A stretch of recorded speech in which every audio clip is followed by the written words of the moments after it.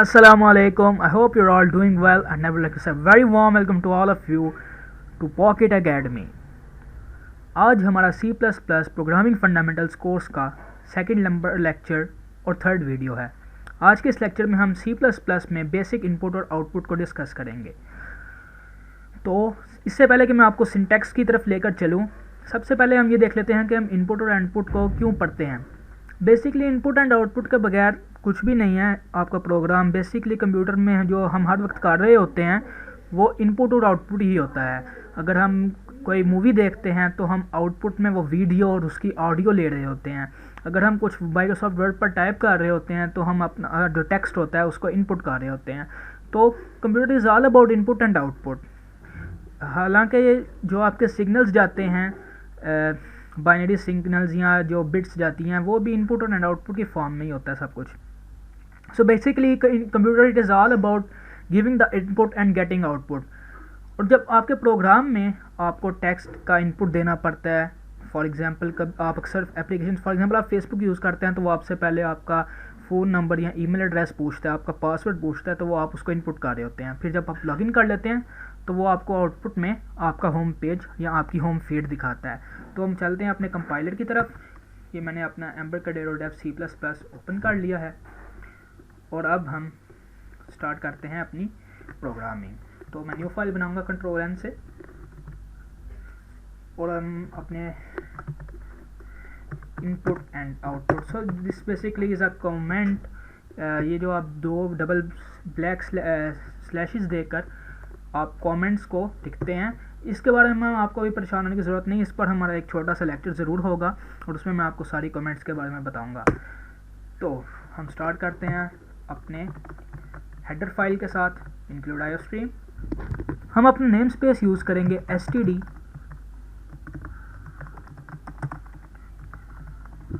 और अपने main function में चले जाएंगे। ये चीज़ें मैं आपको पहले बता चुका हूँ पिछले लेक्चर में। और नेम स्पेसेस के बारे में हमारा एक डिटेल्ड लेक्चर होगा जिसमें आपकी सारी confusion about name spaces clear हो जाएंगी। अभी तक के लिए you will have to bear with using name space std। So हमने जैसे पिछले लेक्चर में हेलो वर्ल्ड प्रिंट किया था तो आपको प्रिंटिंग का तो थोड़ा बहुत आइडिया हो गया होगा, लेकिन अभी हम दोबारा से करते हैं।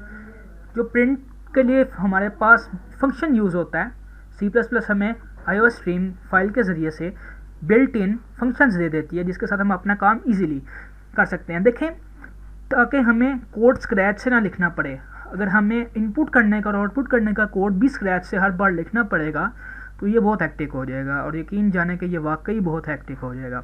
इसलिए C++ के डेवलपर्स ने ये हमें फंक्शनैलिटीज़ आईओस्ट्रीम फाइल में दे दी हैं। तो सबसे पहले हम देखते हैं आउटपुट का फंक्शन। आउटपुट का फंक्शन होता है cout। cout is the name for the output function.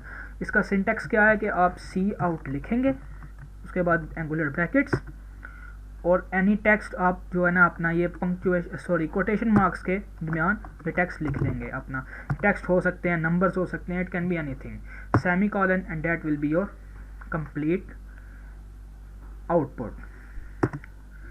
सो अगर हम ये भी इस प्रोग्राम को रन करें और मैं इसको डेस्कटॉप पर सेव कर लेता हूँ लेक्चर 3 के नाम से। अगर हम अभी इसे रन करेंगे तो आप देखेंगे कि हमारा आउटपुट आएगा हेलो वर्ल्ड। तो बूम, ये हमारा आउटपुट हेलो वर्ल्ड आ गया। और अब हम चलते हैं इनपुट की जानिब। इनपुट के लिए आपको कुछ नहीं करना, आपने सिंपली इन, जैसे आपने cout stand for C output और in stand for C input, आपने इन लिखना है। और अब की बात ध्यान रखें कि इसका सिंटैक्स क्या है कि आपने जो एंगुलर ब्रैकेट्स रखनी है वो अपोजिट डायरेक्शन वाली होंगी। अगर इनको अब मेरा ख्याल है कि मैं किस तरह नेम करूं, मेरे ख्याल से opposite direction brackets will be better. तो आप अपना ये ब्रैकेट्स लिखेंगे और इनपुट ले लेंगे। सो बेसिकली इनपुट आपको एक वेरिएबल में लेना पड़ता है और वेरिएबल्स का कंसेप्ट चूँकि अभी हमने नहीं पढ़ा तो आप इसको देख लें सिर्फ कि वेरिएबल बेसिकली होता क्या है। बेसिकली ये वेरिएबल एक डाटा होल्ड करने के लिए एक ब्लॉक समझ लें मेमोरी का। तो आपने जो वेरिएबल बनाया C के नाम से उसमें आप अपना इनपुट ले लेंगे और अगर आप उस फिर दोबारा से उसी का आउटपुट लेना चाहें जो आपने प्रिंट किया तो आपने सी आउट और वो लिख देना है वेरिएबल का नाम। अब अगर हम इसे एग्जीक्यूट करेंगे तो हमारा आउटपुट हेलो वर्ल्ड, और ये अब हमसे इनपुट लेने के लिए ये जो ब्लिंक कर रहा है कर्सर, ये इनपुट मांग रहा है। तो यहाँ पे हम चूँकि हमने इंटीजर टाइप दी थी तो हम कुछ भी इंटीजर कर देते हैं, और ये 9 जो हमने इनपुट किया उसका आउटपुट आ गया। इसको मज़ीद क्लैरिफाई करने के लिए एक चीज़ हम ये कर लेते हैं कि टेक्स्ट भी थोड़ा सा दे देते हैं जो बताएगा कि ये हमारा आउटपुट है। और जब मैंने पहले भी बताया था कि ये जो एंगुलर ब्रैकेट्स हैं ये आपका बेसिकली एक तरह से टेक्स्ट को और जो आपके वेरिएबल्स हैं, ये जो भी आपके सी आउट के अंदर जाएंगी चीज़ें, उनको अलहदा करने के लिए है। तो जब आपने टेक्स्ट देना है तो वेरिएबल आपने अलहदा से करना है। इसके लिए आपको दोबारा से वही एंगुलर ब्रैकेट्स लिखनी पड़ेंगी। अगर हम सी प्रोग्रामिंग कर रहे होते तो केस डिफरेंट होता, क्योंकि उसका सिंटेक्स डिफरेंट था, उसमें फॉर्मेट स्पेसिफायर्स भी यूज़ होते हैं, लेकिन हमें उनके बारे में परेशान होने की ज़रूरत नहीं क्योंकि हम सी नहीं पढ़ रहे। अब हम अगर अपना आउटपुट चेक करें तो boom, hello world, it will ask us for input, we will say 9 and output is 9. So that was all from today's lecture. It was a short lecture. ये बहुत बेसिक ब्लॉक था आपकी programming का, तो इसमें कुछ मुश्किल भी नहीं है। आप इसकी कुछ प्रैक्टिस कर लें, अपना नाम इनपुट करवाएं, अपना आप टेक्स्ट आउटपुट दें, अपने नाम का ही आउटपुट दोबारा दे लें।